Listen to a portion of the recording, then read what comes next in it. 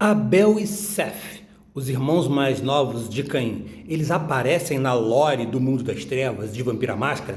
E uma outra pergunta fala sobre Jesus Cristo, pergunta sobre Jesus Cristo no mundo das trevas. Só lembrando aqui que a gente está falando de um jogo de RPG e não de religião. É algo estritamente fictício, tá?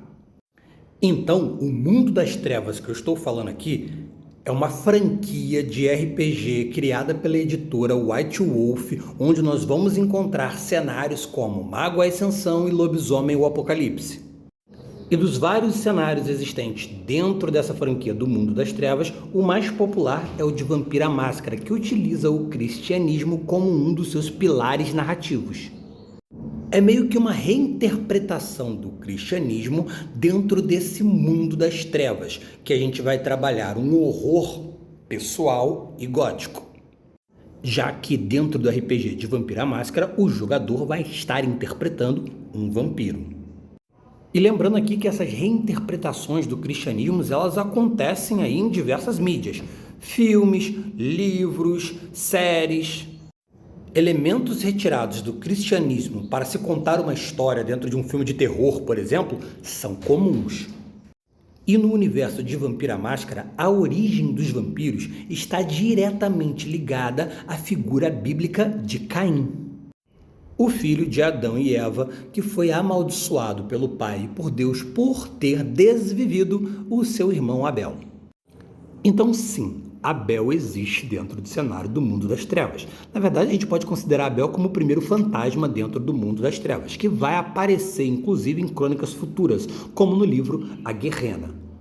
O mito central de vampiro em Vampira Máscara postula que Caim se torna o primeiro vampiro, cujas maldições são atribuídas por Deus através de anjos depois do que ele faz o que faz com o irmão.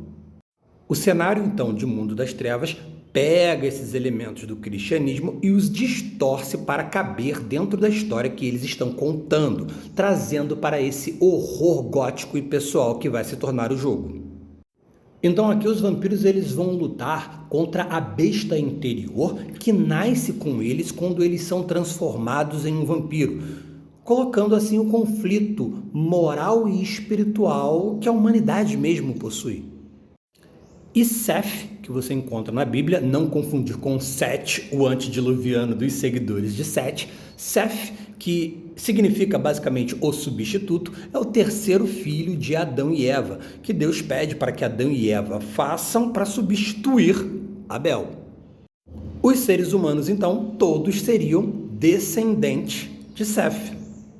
Já os acontecimentos relacionados a Caim e Abel vão muito além de Caim ter se tornado o primeiro vampiro.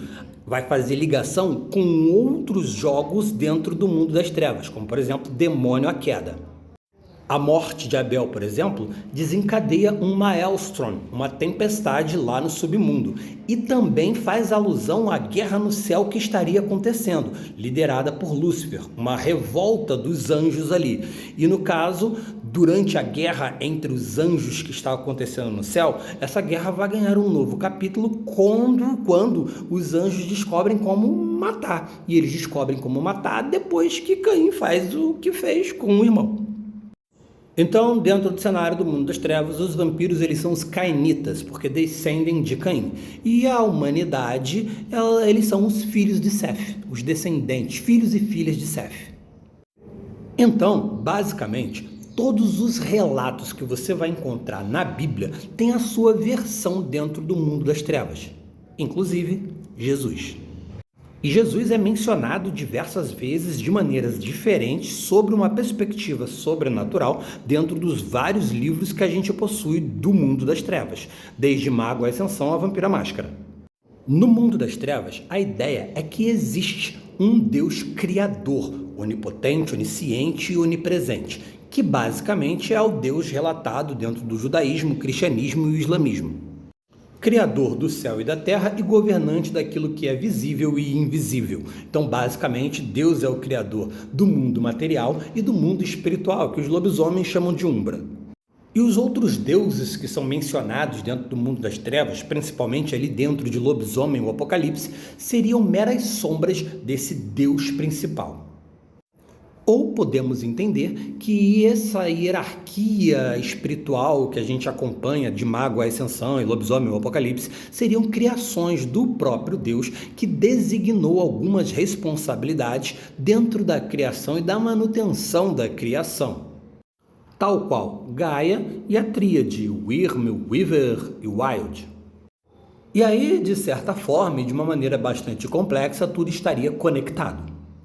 Mas toda essa complexidade é de difícil assimilação pelo ser humano, pelo mortal. Então, Deus, para colocar todos os seus mandamentos, ensinamentos e exemplos em voga dentro da humanidade, ele então se faz carne. Ele se faz homem e vai caminhar pela humanidade para mostrar aquilo que ele desejava para a humanidade e o que os seus profetas estavam decretando. E esse homem foi Jesus, que foi exaltado, foi rejeitado, foi humilhado, foi torturado, tudo em nome de pagar os pecados da humanidade e salvar a humanidade. E até mesmo os magos que vivenciam um mundo mais complexo e com seus poderes mágicos eles podem moldar a realidade, muitos dentre eles ainda consideram Jesus Cristo como o Senhor. Muitos, inclusive, pertencentes à tradição do coro celestial.